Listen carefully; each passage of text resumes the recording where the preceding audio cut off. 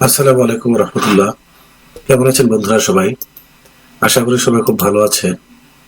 বন্ধুরা, আজকে আমরা ব্যাকগ্রাউন্ড প্রপার্টি নিয়ে আলোচনা করব। আমরা ব্যাকগ্রাউন্ড কালার প্রপার্টি কাজ শিখেছি, কিন্তু ব্যাকগ্রাউন্ডে আরো কিছু ইম্পর্টেন্ট প্রপার্টি রয়েছে যেগুলোর কাজ আমাদের জানা দরকার। আসুন তাহলে জেনে নিই সেই প্রপার্টিগুলো কি কি এবং কিভাবে তারা কাজ করে। তাহলে প্রথমে আমরা আমাদের ডিরেক্টরিটা ওপেন করি।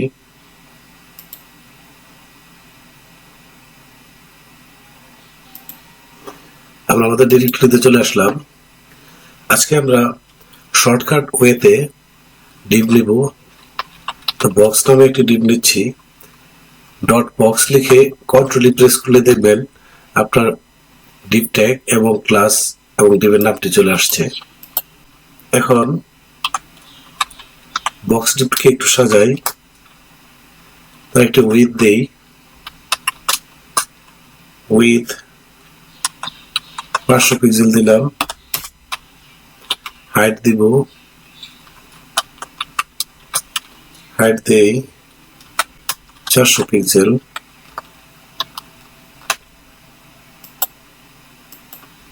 এবং ডিপটির একটি কালার ব্যবহার করব। ডিপটির কালার ব্যবহার করার জন্য আমাদেরকে ব্যাকগ্রাউন্ড প্রপার্টি ব্যবহার করতে হবে।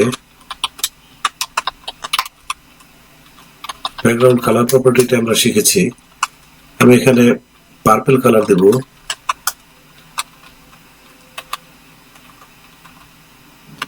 পার্পল কালার দিলাম।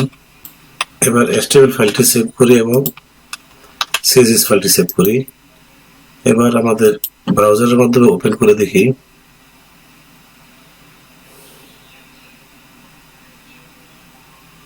আমাদের ডিপটি চলে আসছে, দেখতে পাচ্ছেন। এখন ডিপটিকে মাঝখানে আনতে হবে এবং উপর থেকে একটু নিচে নামাতে হবে।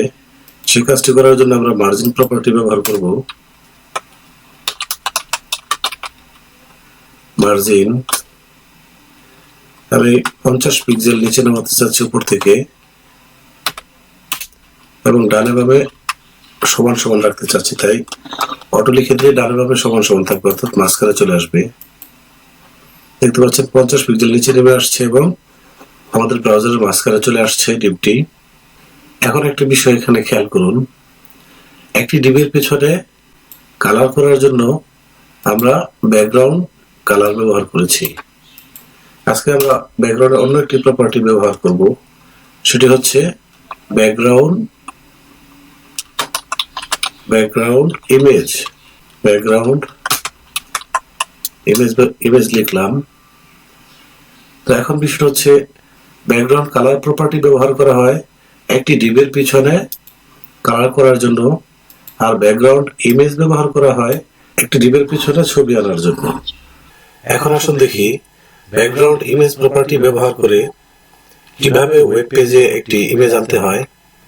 তো সে কাজটি করার জন্য এখানে কোলন এবং সেমিকোলনের মাঝখানে লিখতে হবে URL, তারপর ফার্স্ট ব্র্যাকেট শুরু শেষ। এখানে সিঙ্গেল বা ডবল ইনভার্টেড কমা ব্যবহার করতে পারবেন। আমি সিঙ্গেল ইনভার্টেড কমা ব্যবহার করলাম। এই ইনভার্টেড কমার ভিতরে ইমেজের সোর্সটি লিখতে হবে। তো আমরা আইএমজি ট্যাগের মধ্যে যেভাবে ইমেজের সোর্স লিখি, ঠিক এখানেও সেভাবে লিখব। আমাদের ইমেজটা আছে ইমেজেস ফোল্ডারে। প্রথম ফোল্ডার নেম লিখতে হবে ইমেজেস ফোল্ডার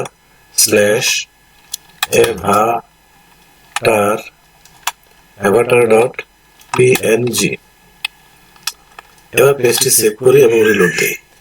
দেখতে পাচ্ছেন ইমেজটি চলে আসছে, কিন্তু ছবিটিকে সম্পূর্ণরূপে দেখা যাচ্ছে না। নিচে থেকে কিছু অংশ মনে হচ্ছে কেটে গেছে।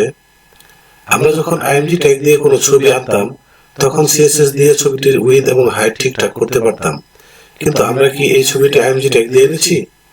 আমরা এই ছবিটিকে সিএসএস প্রপার্টির মাধ্যমে এনেছি, এবং এই সমস্যার সমাধানের জন্য ব্যাকগ্রাউন্ডের আরো কিছু প্রপার্টি আছে, সেগুলো ব্যবহার করেই সমাধান করতে হবে। এই সমস্যার সমাধান করার জন্য এখানে একটি প্রপার্টি ব্যবহার করতে হবে, সেটা হচ্ছে ব্যাকগ্রাউন্ড সাইজ। ব্যাকগ্রাউন্ড সাইজ তো ব্যাকগ্রাউন্ড সাইজ প্রপার্টিতে দুটি ভ্যালু ব্যবহার করা যায়। তো প্রথমটি আমি 200 পিক্সেল এবং দ্বিতীয়টি আমি 200 পিক্সেল দিয়ে দিলাম। এখানে প্রথম ভ্যালুটির কাজ হচ্ছে ছবিটির উইডথ ঠিক করা এবং দ্বিতীয় ভ্যালুটির কাজ ছবিটির হাইট ঠিক করা। অর্থাৎ প্রথম ভ্যালু কাজ করে উইথের জন্য এবং দ্বিতীয় ভ্যালু কাজ করে হাইটের জন্য। তো এখন আসুন পেজটি সেভ করি এবং রিলোড দেই। এখানে এখন ছবিটি পরিপূর্ণ দেখা যাচ্ছে, কিন্তু এখানে আরেকটি সমস্যা দেখাচ্ছে, সেটা হচ্ছে ছবিগুলা বারবার রিপিট হচ্ছে এক্স অক্ষ বরাবর এবং ওয়াই অক্ষ বরাবর। তো এই সমস্যাটি সমাধান করার জন্য আরো এক প্রপার্টি ব্যবহার করতে হবে, সেটা হচ্ছে ব্যাকগ্রাউন্ড রিপিট। Background repeat. আর যদি আপনি এখানে ছবিটি রিপিট হোক না চান, তাহলে আপনি এখানে লিখবেন নো রিপিট। তাহলে আপনি এখানে নো রিপিট লিখে দিলেই ছবি ঠিকঠাক হয়ে যাবে। এখন ঠিক আছে, দেখতে পাচ্ছেন। এখন ছবিটি ডিবের বাম পাশে লেগে আছে। ওয়েবসাইট ডিজাইন করতে গেলে আপনাকে কখনো কখনো এই ছবিটিকে এই ডিবের বিভিন্ন পাশে আপনার স্থানান্তর করা লাগতে পারে। তো সেজন্য আপনাকে আরো একটি প্রপার্টি ব্যবহার করতে হবে। সেই প্রপার্টির নাম হচ্ছে ব্যাকগ্রাউন্ড পজিশন। অর্থাৎ এটা হচ্ছে ছবিটির পজিশন পরিবর্তন করার ক্ষেত্রে কাজে লাগে। Background position, POSITION, position. এখন পজিশন আছে কোন দিকে?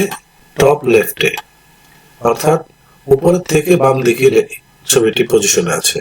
এখন আপনি চাচ্ছেন ছবিটির পজিশন টপ রাইটে আনতে, তাহলে এখানে আপনাকে লিখতে হবে ভ্যালুতে,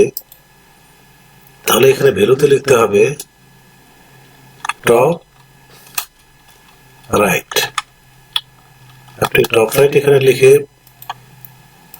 দেখতে পাচ্ছেন, টপ রাইট লিখে পেজটি সেভ করে রিলোড দেন, দেখতে পাবেন ছবিটি আপনার ডিবের টপ রাইটে চলে আসছে।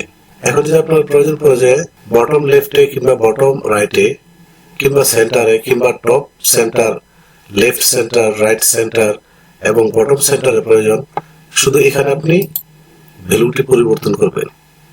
তো এখানে আমি এখন চাচ্ছি ছবিটিকে বটম লেফটে নেওয়ার জন্য, তাহলে লিখবো বটম লেফট। এখন রিলোড দেই, দেখতে পাচ্ছেন ছবিটি বটম লেফটে চলে আসছে। এখন আপনি চাইলে বটম রাইটে আনতে পারবেন। তো সেজন্য এখানে শুধু ভ্যালু চেঞ্জ করবেন। বটম রাইট লিখলাম, এবার রিলোড দেই, দেখতে পাচ্ছেন এখন আপনার পছন্দ মতো ব্যাকগ্রাউন্ড পজিশন প্রপার্টি ব্যবহার করে যে কোনো জায়গায় আপনি ছবিটি স্থানান্তর করতে পারছেন। এখন ছবিটিকে আপনি যদি সেন্টার নিতে চান, তাহলে সেজন্য আপনি শুধু এখানে পজিশন, ব্যাকগ্রাউন্ড পজিশন সেন্টার লিখে দিলে চলবে। Background position centre. এখন রিলোড দেন, দেখতে পাচ্ছেন ছবিটি ঠিক ডিবের মাঝামাঝি চলে আসছে। আর যদি আপনি চান টপ সেন্টার নিতে, অর্থাৎ এখানে নিতে, তাহলে লিখতে হবে এখানে সেন্টার টপ নিতে চান, টপ সেন্টার বা সেন্টার টপ দুটি লিখতে পারেন। এখন লক্ষ্য করুন ছবিটি কিন্তু টপের সেন্টারে চলে আসছে। এভাবে আপনি যদি চান লেফট সেন্টারে রাখবেন, তাহলে লেফট সেন্টার লিখলে হবে বা সেন্টার লেফট লিখলে হবে। এইভাবে আপনি রাইটেও নিতে পারবেন, বটমে নিতে পারবেন। এখন আপনি যদি চান যে ছবিটি ফুল ডিপ দখল করে থাকবে, তো সেই জন্য এখানে আপনাকে একটি কাজ করতে হবে। এখানে আপনার উইথ এবং হাইট যেটা আছে এটা কেটে দিয়ে আপনি লিখবেন 100%। এটা হচ্ছে 100% উইথ, আর এটা হচ্ছে হাইট। তাহলে এখানেও উইথ এবং হাইট 100% লিখে দিবেন। এখন পেজটি সেভ করি এবং রিলোড দেই, দেখতে পাচ্ছেন আমাদের ফুল ডিপ দখল করে আছে এখন ইমেজটি। এখন একটি প্রশ্ন আপনাদের মনে আসতে পারে যে আমরা আইএমজি ট্যাগ ব্যবহার করেই তো ওয়েব পেজে ছবি আনতে পারি, তাহলে এত কষ্ট করে সিএসএস দিয়ে ছবি আনতে যাবো কেন? তো এই প্রশ্নের উত্তর একটাই হচ্ছে, আপনি আইএমজি ট্যাগ ব্যবহার করে ওয়েব পেজে ছবি আনতে পারবেন, কিন্তু সেটা থাকবে ওয়েব পেজের উপরিভাগে, ব্যাকগ্রাউন্ডে আসবে না। কিন্তু এই ছবিটি যে আপনার ওয়েব পেজের ব্যাকগ্রাউন্ডে আসছে সেটি কিভাবে বুঝবেন? সেটি বোঝার জন্য আমি একটি কাজ করছি। এখানে আপনি ডিবের ভেতরে যান, ডিবের ভেতরে গেলাম। এখন পি ট্যাগ নিলাম। এর ভিতরে লরেম ইপসামের 50টি ওয়ার্ড আমি নিয়ে নিলাম, কন্ট্রোল ই। এখন পেজটি সেভ করুন এবার রিলোড দিন। দেখতে পাচ্ছেন আমি যে প্যারাগ্রাফটি নিয়েছি সেই প্যারাগ্রাফটি কিন্তু ছবির উপরি ভাগে প্রদর্শিত হচ্ছে। আর আপনি আইএমজি ট্যাগ দিয়ে যদি একটি ছবি আনেন তাহলে সেই ছবির উপরে আপনি কোনো কিছু লিখতে পারবেন না। এতে বোঝা গেল কি ব্যাকগ্রাউন্ড ইমেজ দিয়ে যে ছবিটি আপনি আনবেন এই ছবিটির উপরে আপনি আরো বিভিন্ন ধরনের কাজ করতে পারবেন। আমার ধারণা ব্যাকগ্রাউন্ড প্রপার্টি নিয়ে এতক্ষণ পর্যন্ত যতটুকু আলোচনা করলাম আপনারা তা বুঝতে পেরেছেন। ব্যাকগ্রাউন্ডের আরো কিছু প্রপার্টি রয়েছে, সেগুলো সামনের দিকে কিছু প্রজেক্ট তৈরি করব তখন দেখিয়ে দেব। আজকে আর ভিডিও লম্বা করতে চাই না, আজকের মতো এখানে বিদায় নিচ্ছি। দেখা হবে পরবর্তী টিউটোরিয়ালে। সেই পর্যন্ত সবাই ভালো থাকবেন, সুস্থ থাকবেন। আল্লাহ হাফেজ।